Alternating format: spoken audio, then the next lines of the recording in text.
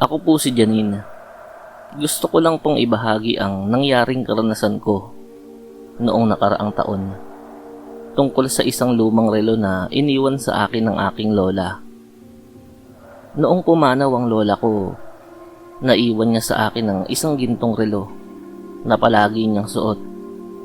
Ayon sa nanay ko, maswerte raw yun at tagapagmana lang ang dapat magsuot. Nang una na isinuot ko yun, wala naman akong napansin. Pero bandang hating gabi ay nagising ako sa kakaibang tunog ng tiktak ng relo.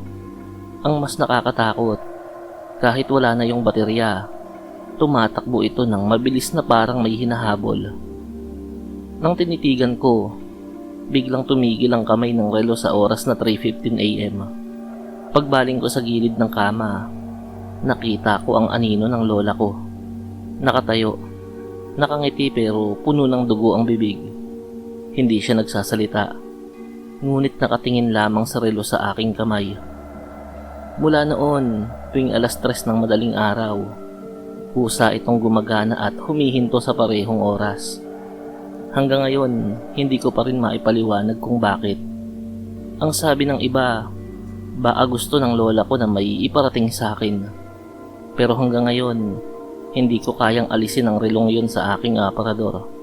Natatakot kasi ako na baka bumisita ulit siya kapag sinuot ko yun.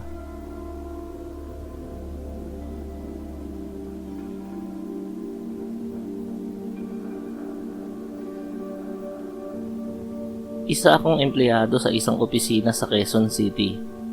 Madalas akong mag-overtime. May suot akong relo na bigay ng tatay ko noong birthday ko. Pero isang gabi, may kakaiba akong naranasan. Habang naglalakad pa uwi, napansin kong 10:00 na ng gabi sa relo ko. Pero nang dumating ako sa sakayan, nakita ko sa digital clock ng waiting shed, 2:00 na ng madaling araw. Akala ko nagloko lang ang relo ko. Pero nang humawak ako sa cellphone ko, pareho ang oras sa digital clock. Hindi ko maintindihan kung bakit ako nawalan ng 4 na oras. Ang mas nakakatakot, wala akong maalala kung anong nangyari sa pagitan ng 10:00 at 2:00. May mga sugat akong hindi ko alam kung saan nakuha. At may amoy ng usok at abo ang damit ko. Simula noon, paulit-ulit na nangyayari sa akin ang pagkawala ng oras. Lagi akong nagigising sa lugar na hindi ko alam kung paano ako nakarating. At lagi kong dala ang relong yun. May nagsabi sa akin na baka ang relo raw ay nagiging portal para sa pagkawala ko. Pero hindi ko pa rin kayang itapon. Para bang kapag nawala ang relo, baka ako na mismo ang tuluyang maglaho.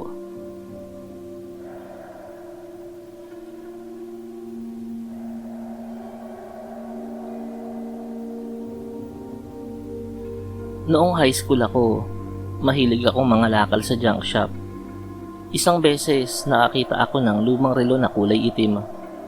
Parang pang sundalo yun. Binili ko agad yun dahil sa kakaiba ang itsura. Sa unang gabi ko nasuot yun, na naginip ako ng isang sundalong nakaitim. Duguan ang muka at pilit na inaagaw ang relo sa kamay ko. Nang magising ako, may marka ng kamay sa braso ko.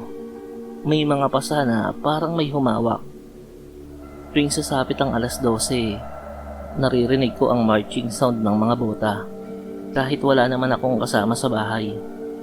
At kapag tumingin ako sa salamin, nakikita ko sa likod ko ang sundalong yun. Walang muka, pero may dugo na tumutulo mula sa kanyang helmet. Hindi ko na isinuot muli ang relo, pero kahit hindi ko na ito ginagamit, minsan ay nagigising ako sa tunog ng tiktak na galing dito. At sa huling pagkakataon na narinig ko yun, bigla na lang akong napatingin sa salamin.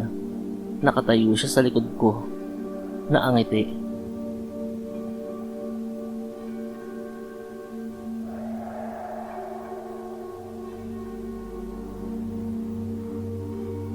Nangyari ito noong kolehiyo ko. Isang kaklase ko ang biglang namatay dahil sa aksidente.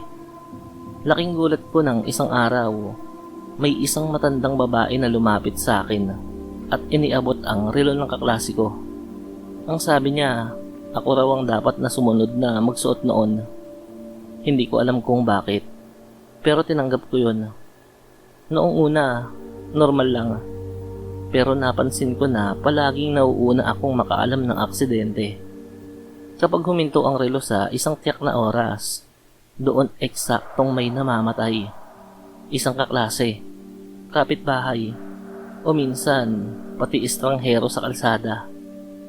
Ang mas masaklap, dumating ang araw na huminto ang relo sa oras ng klase ko mismo. Kinabahan ako. Pinilit kong huwag pumasok, pero nahatak ako ng mga kaibigan ko. Doon, biglang nagkaroon ng lindol. Gumuho ang bahagi ng gusali. Maraming nasaktan at namatay. Ako lang ang nakaligtas sa buong silid.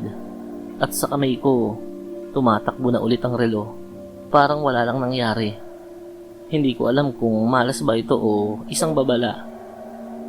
Pero hanggang ngayon, nasa akin pa rin ang relong yon. At natatakot akong hintayin kung kanino ulit yun hihinto.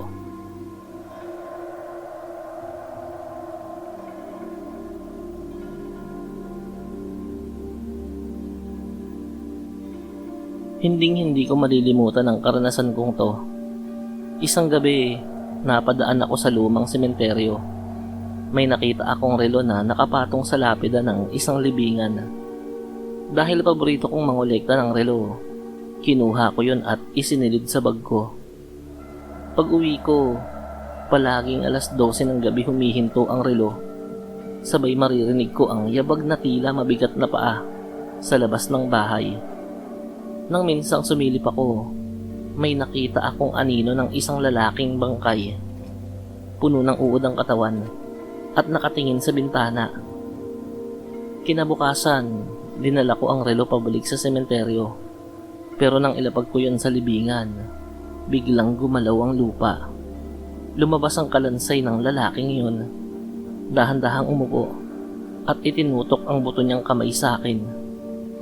Mula noon, lagi kong nararamdaman na sinusundan ako ng mga mata, lalo na tuwing alas 12 ng gabi. Hindi ko alam kung dahil naistorbo ko ba ang kanyang pagpapahinga o baka may oras na rin akong nakatakda at malapit nang dumating.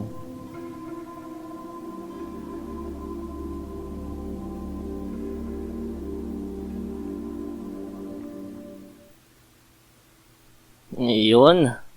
Kamusta po kayong lahat? Sana nasa mabuti po kayong kalagayan. Gusto ko lang po sana kayong anyayahan na mag-subscribe din po sa isa pa nating channel, ang Cap Horror Stories. Mag-upload din po tayo roon ng mga kwentong katatakutan, lalo na yung aswang stories, kulam stories, mutya stories, or anting-anting stories. Nawa ay mabisita nyo po at mapakinggan ang lahat ng i-upload natin doon. Muli, pasubscribe po sa Cap Horror Stories. Ilalagay ko na lang po ang link sa comment section. Maraming salamat po.